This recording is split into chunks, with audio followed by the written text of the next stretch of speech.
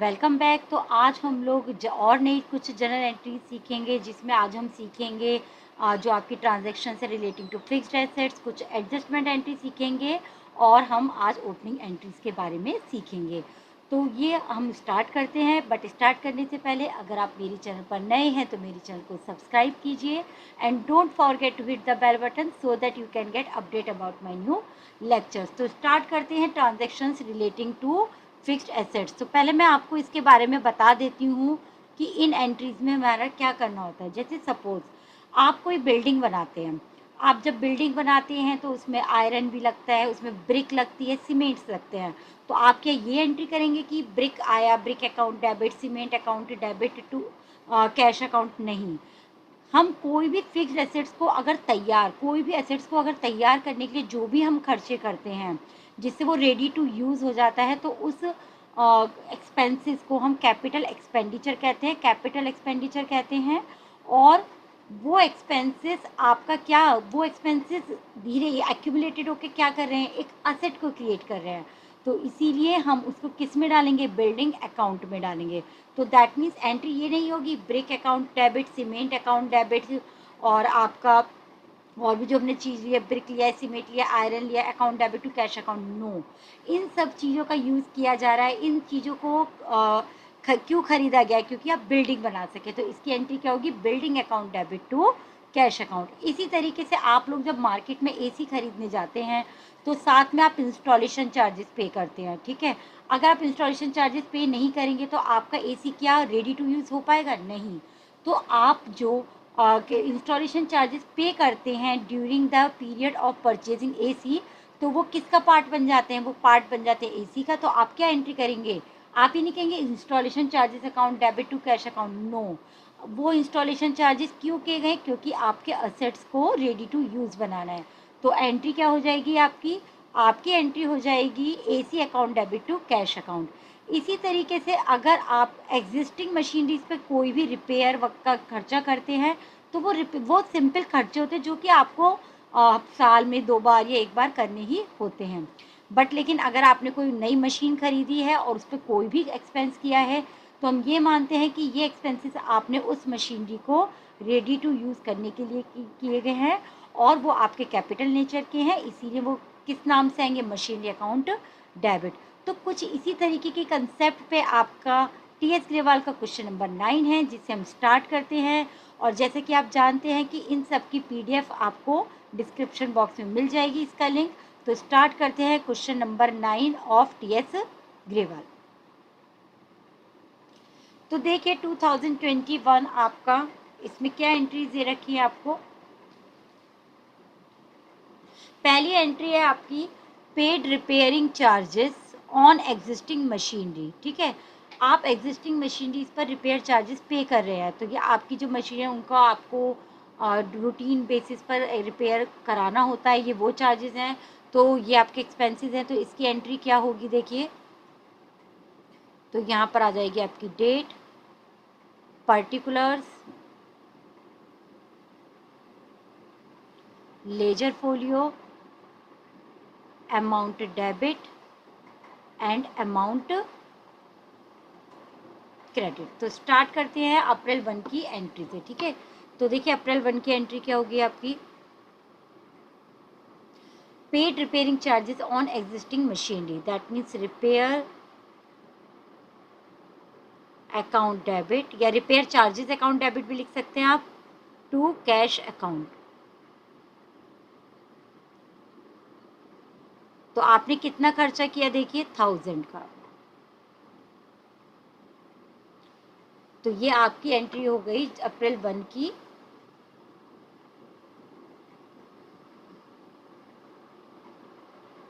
उसके बाद देखिए सेकंड एंट्री क्या है, ये हम सीख ही चुके हैं। अप्रैल 2 की परचेज डे न्यू मशीनरी, आपने एक नई मशीनरी खरीदी है। तो आपके पास क्या आया, मशीनरी आई और आपके पास से क्या गया, कैश। तो मशीनरी अकाउंट डेबिट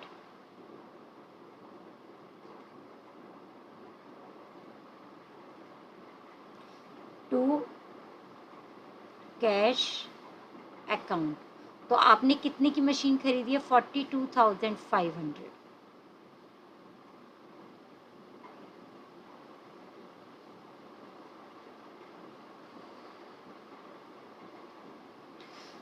उसके बाद है आपकी अप्रैल 3 में आपने कहा है कि paid freight and carries on machinery 2500, आपने क्या खरीद करा है उन पर। तो हम ये मानेंगे कि ये आपकी जो आपने भी नई मशीन खरीदी है अप्रैल 2 को, आपने उस पर ही खर्चा किया है। तो जब आप उस पर फ्रेट एंड कैरिज का जो खर्चा है वो करेंगे तभी वो आपके पास आ पाएगी। तो इसीलिए ये भी आपके कैपिटल एक्सपेंडिचर हो गया और इसकी एंट्री क्या होगी, machinery account debit to cash account.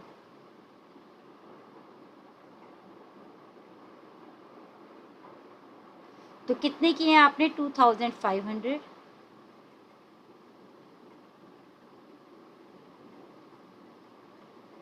इसके बाद है paid installation charges on machinery.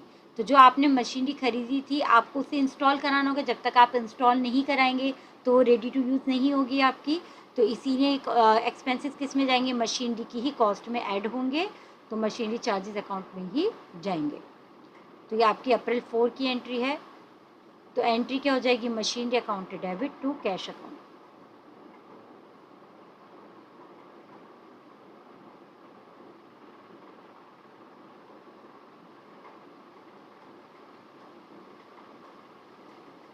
तो ये कितने थे आपके, 5000।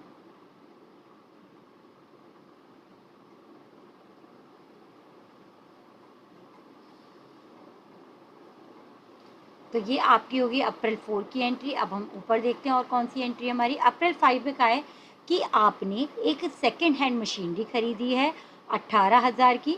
तो आप मशीन फर्स्ट हैंड खरीदे, सेकेंड हैंड मशीनरी खरीदे, मशीनरी तो मशीनरी होती है। तो एंट्री क्या होगी, machinery account debit to cash account.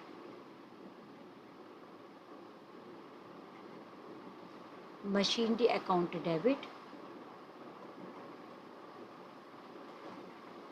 To cash account. तो ये हमने कितने की खरीदी थी, 18,000 की।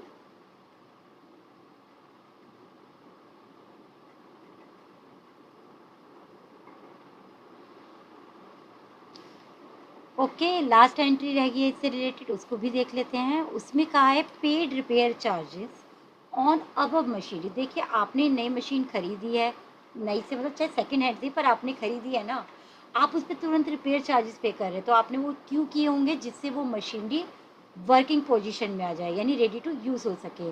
तो ऐसे खर्चों को हम मानते हैं कैपिटल एक्सपेंडिचर। तो इसी तरह इसलिए हम इसका नाम नहीं लिखेंगे कि रिपेयर चार्जेस अकाउंट डेबिट, हम क्या कहेंगे, ये part of the cost of machine हो चुका है, इसीलिए मशीनरी अकाउंट डेबिट करेंगे 2500। तो ये आपकी 6 की है, मशीनरी अकाउंट डेबिट। नरेशन अब आप सब लोगों को लिखनी आ गई है, इसलिए मैं किसी भी जर्नल एंट्रीज में नहीं लिखती हूँ।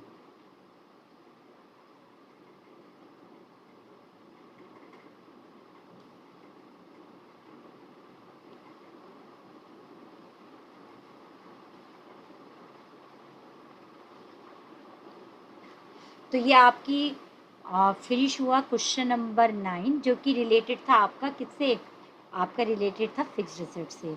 10th करने से पहले हम लोग क्वेश्चन नंबर 11 देख लेते, क्योंकि इसमें छोटी सी एंट्री देखिए, ओपनिंग एंट्री। जैसे कि आप लोग पुराने चैप्टर्स में पढ़ चुके हैं, जो आपने कंसेप्ट और कंजर्वेटिव वाला चैप्टर पढ़ा होगा, उसमें होता था कि business is a going concern, आपका कंसेप्ट होता है बिजनेस एक गोइंग कंसर्न है।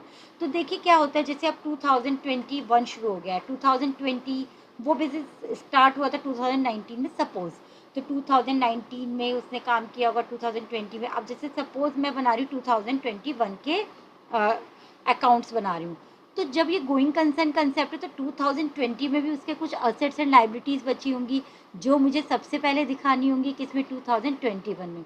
तो जो सबसे पहली एंट्री हमें करनी होती है, जो हम लास्ट ईयर के बैलेंसेस लेके आते हैं, that is called opening entry. तो जो हम लास्ट ईयर के बैलेंसेस लेके आते हैं वो क्या होती है, आपकी ओपनिंग एंट्री।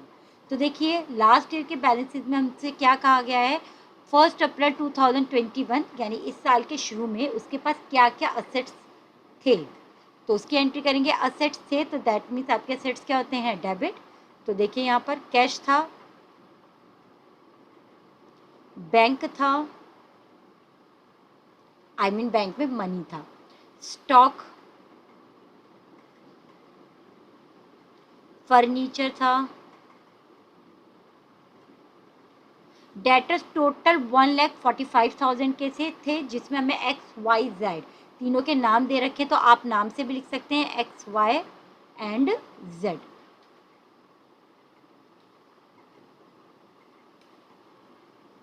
जेड, तो ये आपका debit, debit, debit, debit.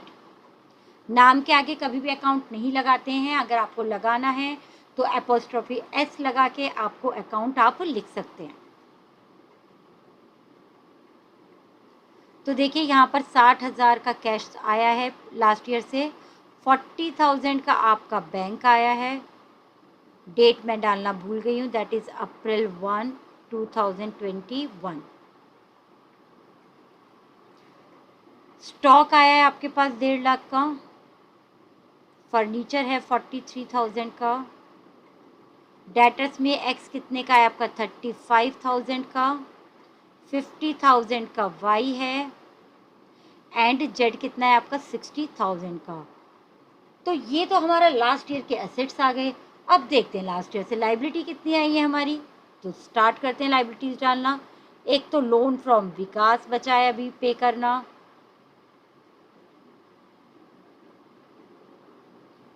Creditors बचे हैं और उनका नाम भी दिया हुआ है ए और बी, तो हम नाम से ही लिख लेते हैं 2A 2B। तो देखिए कितना है आपका ये 60,000, ये 22,500 एंड बी कितना है आपका 30,000। अब हमारा हम लोगों ने अकाउंटिंग इक्वेशन जब पढ़ी थी तो हमने कहा था डेबिट इक्वल्स टू ऑलवेज क्या होना चाहिए क्रेडिट के। तो अब यहाँ पर आप इसका टोटल करेंगे पूरा, ये पूरा टोटल करेंगे और ये पूरा टोटल करेंगे, तो आप देखेंगे लाइबिलिटी साइड शॉर्ट है किससे असेट से, तो उसके लिए क्या आ जाता है, क्या होता है आपका कैपिटल में।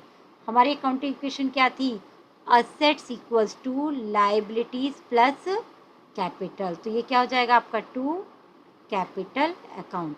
तो दिस इज बैलेंसिंग फिगर। तो ये आपकी आ जाएगी 3,25,500।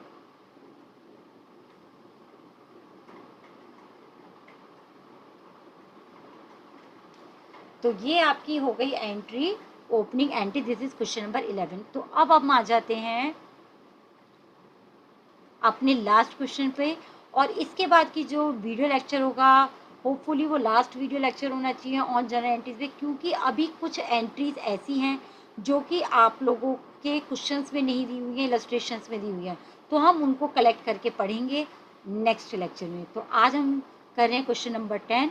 तो देखिए आपके जितने भी क्वेश्चन हैं इसके बाद 12, 13, 14, 15, 16, 17, 18 हम कर चुके हैं, 19 एंड 20 ये सब अब आपके हो जाएंगे क्वेश्चन, क्योंकि ये मिसलेनियस क्वेश्चंस हैं और अब आपको इनमें कोई दिक्कत नहीं आएगी।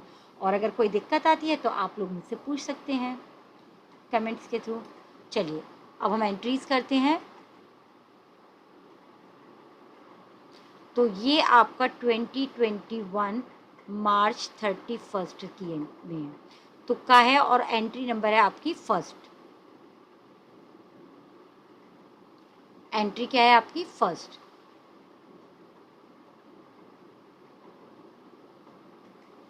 फर्स्ट एंट्री में कहा है interest due but not receive 10,000। Interest due but not received, इसका मतलब हमने अर्न तो कर लिया इनकम, इनकम अर्न कर लिया, इनकम वर्ड तो आ गया हमारे पास to interest, interest should be credited. आपने इंटरेस्ट अर्न कर लिया बट रिसीव नहीं हुआ है, रिसीव होती तो आप कैश अकाउंट डेबिट करते, तो अब रिसीव नहीं हुई है तो उसके लिए हम क्या लिखते हैं वर्ड, एक्रूड इंटरेस्ट।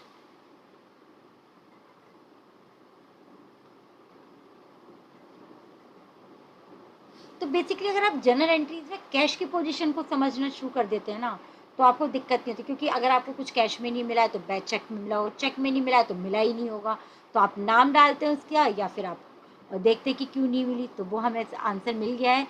हमने अर्न तो कर लिया इंटरेस्ट, बट हम आपको अभी रिसीव नहीं हुए, यानी एक्रूड इंटरेस्ट।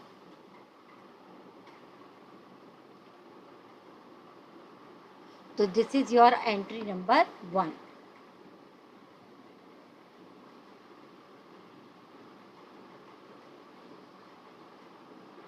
अब आ जाते हैं हम एंट्री नंबर 2 पर। 2 में क्या है, salary due to staff, salary देनी बाकी है। अब सैलरी आपको देनी बाकी है तो इसका मतलब ये आपका एक्सपेंसेस है, एक्सपेंसेस है तो एक्सपेंसेस शुड बी डेबिटेड। तो सबसे पहले तो हमने जो हमें पता था हमने उसको डाल दिया, लिख दिया यहाँ पर। अब अगर हम कैश में पेमेंट करते तो टू कैश अकाउंट, बट आपने पे नहीं किया है, यानी आपकी लाइबिलिटी क्रिएट हो गई है कि आपको पे करनी है, तो टू आउटस्टैंडिंग सैलरीज अकाउंट। तो कितना का था आपका ये 50,000। तो दिस इज एंट्री नंबर 2। अब हम आते हैं एंट्री नंबर 3 पर।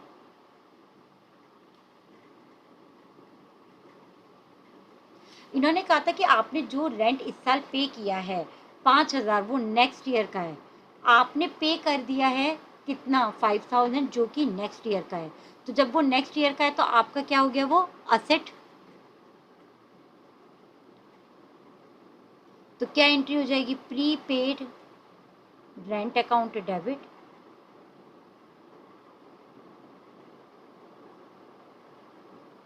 टू रेंट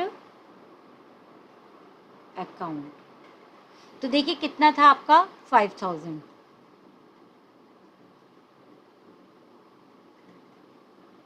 हमने टू कैश अकाउंट इसलिए नहीं रखा है क्योंकि वो इस साल का नहीं है। फिर है provide 10% depreciation on furniture costing ₹1,00,000। Depreciation क्या होता है, fall in the value of asset. Fall in the value of asset that means ये आपका क्या है, ये आपका फॉल का मतलब ही क्या हो गया, आपका ये नुकसान है। नुकसान शुड बी डेबिटेड। नुकसान क्या है आपका, डेप्रिसिएशन।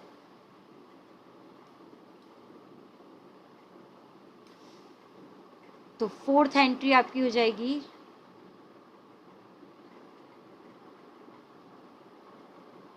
डेप्रिसिएशन अकाउंट डेबिट, तो हमने कर दिया।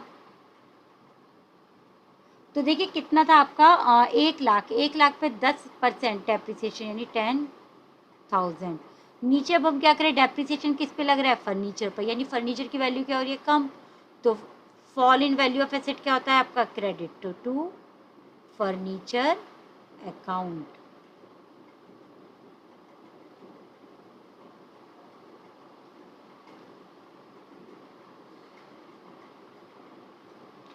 ओके, उसके बाद है आपकी एंट्री नंबर 5।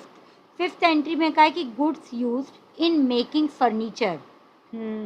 आपके अपने गुड्स हैं, ये हम समझ भी चुके हैं। आपने अपने ही गुड्स को लेके क्या बना दिया है, फर्नीचर बना दिया। तो आपके बिजनेस में असेट तो क्रिएट हो गया। असेट कौन सा क्रिएट हो गया, फर्नीचर अकाउंट डेबिट।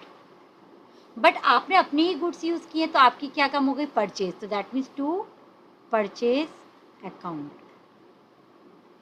ये हम एंट्री सीख चुके हैं, मैं अपने प्रीवियस लेक्चर में सिखा चुकी हूँ।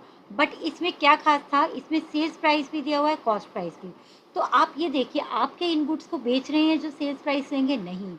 आप अपने ही गुड्स को क्या कर रहे हैं, यूज़ कर रहे हैं फर्नीचर बनाने में। तो आपको हमेशा ध्यान रखना है कि इसमें आप क्या लेंगे, कॉस्ट प्राइस। सेल्स प्राइस आप तभी लेंगे जब आप बेच रहे हैं। तो आप ये गुड्स बेच नहीं रहे हैं बल्कि यूज़ कर रहे हैं अपने बिजनेस में ही असेट को क्रिएट करने में। तो ये आपकी हो गई 5th एंट्री। अब आते हैं हम 6th एंट्री पर। 6th एंट्री है received commission of ₹2,00,000 by cheque, half of which is in advance. Okay, तो देखिए जरा यहाँ पर 20,000 का आपने कमीशन रिसीव किया है। कमीशन रिसीव किया है तो आपकी इनकम हो गई, और इनकम शुड बी क्रेडिटेड। आधा आपको चेक में मिला है तो आधा आपका बैंक से जाएगा, और आधा आपका एडवांस है। तो रिसीव हुआ है तो प्री रिसीव्ड कमीशन हो गया, या हम इसे कह सकते हैं कमीशन इन एडवांस। तो अगर आपको कोई टाइम से पहले पेमेंट करता है तो आपकी एक लाइबिलिटी क्रिएट हो जाती है। क्यों? क्योंकि आपको उसके लिए काम करना होगा। तो देखते हैं किस तरीके से करना है हमको। रिसीव्ड कमीशन 20,000, तो कितना कमीशन हमारा रिसीव हुआ है देखिए यहाँ पर। तो देखिए हमें कमीशन पूरा ही चेक से मिला था। तो देखिए किस तरीके से एंट्री करेंगे। आपको कमीशन मिला था चेक से, तो देखिए आपके पास चेक कितना आया, पूरा कितना था 20,000, जिसमें से आधा तो इसी साल का है, आधा इसी साल का है, दैट मीन्स उसको हम लिखेंगे कमीशन, और हाफ आपका एडवांस है। तो देखिए आपका एडवांस है, यानी आपको जब आपको कोई बंदा एडवांस में कुछ भी दे देता है तो आपकी लाइबिलिटी हो जाती है, या तो आपको उसका काम पूरा करना होगा या फिर आपको उसका रिटर्न करना होगा। और लाइबिलिटी अगर आपकी बढ़ती है तो क्या होती है, क्रेडिट। तो आधी आपकी क्या है, लाइबिलिटी, और किस नाम से है, कमीशन रिसीव्ड इन एडवांस।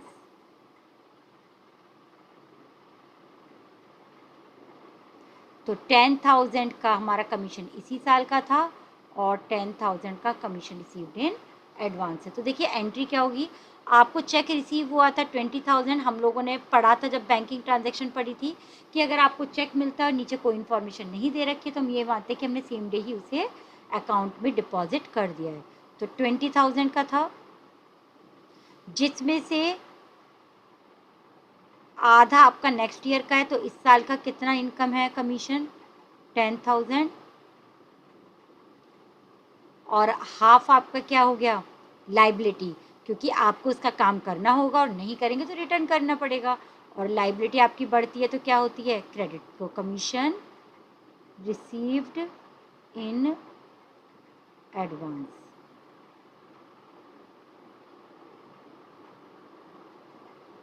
तो ये आपकी एंट्री होगी, एंट्री नंबर 6।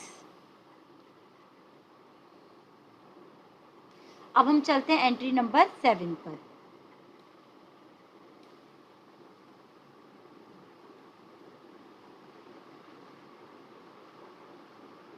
एंट्री नंबर 7 है, allow interest on capital 8,000। Interest on capital आप अलाउ करें। अगर बिजनेस प्रोप्राइटर को इंटरेस्ट ऑन कैपिटल देता है तो वो उसका एक्सपेंसेस हो गया, तो इंटरेस्ट ऑन कैपिटल आपकी क्या होगी, डेबिट। और फर्म को देनी है तो उसकी लाइबिलिटी क्या हो गई, बढ़ गई है, तो कैपिटल में ही ऐड होती है, ये हमने पढ़ा था कैपिटल इक्वेशन में, अकाउंटिंग इक्वेशन में। तो टू कैपिटल अकाउंट, तो कितना था, 8,000। तो this is your entry number 7। अब आपकी लास्ट एंट्री है एंट्री नंबर 8। एंट्री नंबर 8 में चार्ज कीजिए interest on drawing 1,500। Interest on drawing, in drawings हम लोगों को पता है कि ड्राइंग्स होती है कि जो प्रोपराइटर उसने अपने पर्सनल एक्सपेंसेस के लिए बिजनेस में पैसे निकाले हैं, तो उस बिजनेस के पैसे जो उससे निकाले हैं उसको उसे इंटरेस्ट देना होगा, तो ये बिजनेस की क्या हो गई, income, and income should be credited. तो टू इंटरेस्ट ऑन ड्राइंग्स। तो कितना है आपका, 1,500। ऊपर क्या होगा, क्योंकि हमें पता है जो ड्राइंग्स होती है वो रिडक्शन इन कैपिटल होती है, क्योंकि ड्राइंग्स क्या होती है, आप कैपिटल से पैसा मनी निकाल रहे हो जब तक आपसे नहीं कहा जाएगा, तो ये आपका क्या हो जाएगा, कैपिटल अकाउंट डेबिट, क्योंकि आपकी कैपिटल कम हो रही है, आप अपने पर्सनल एक्सपेंसेस के लिए निकाल रहे हैं। ठीक है। तो देखिए एक बात ध्यान रखिए, आपका जो ड्राइंग्स होती है वो दो तरीके की होती है, out of capital and out of profit. Out of capital जो आपकी ड्राइंग्स होती है वो आपकी कैपिटल के अमाउंट को कम करती है और उससे आपकी इंटरेस्ट ऑन कैपिटल पर फर्क पड़ता है। और जो आपकी इंटरेस्ट जो आपकी ड्राइंग्स होती है आउट ऑफ प्रॉफिट होती है, और उससे आपकी कैपिटल पर फ़र्क पड़ता है, बट उससे आपकी इंटरेस्ट ऑन कैपिटल पर कोई भी इफ़ेक्ट नहीं आता है। ये आप कंसेप्ट सीखेंगे और एलोब्रेट करके क्लास 12th में। तो अगर आपको ये समझ में आ गया है तो आप इसको लाइक, शेयर एंड कमेंट कीजिए, and please don't forget to subscribe my channel. Till then stay safe, keep learning, thank you.